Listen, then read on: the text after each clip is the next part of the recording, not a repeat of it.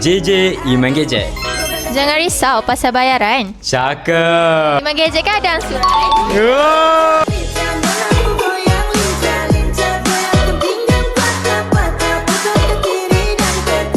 Ansuran Iman Gadget bikin senang. Cakep. Tapi kalau kamu bikin tenang. Oh.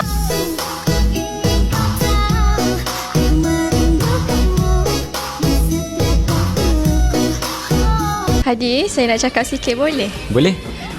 Awak ni kan... Ingat tak? Sekejap. Awak ni kan macam casing Iman Gadget lah. Sebab apa? Sebab bila awak ada, rasa diri dilindungi.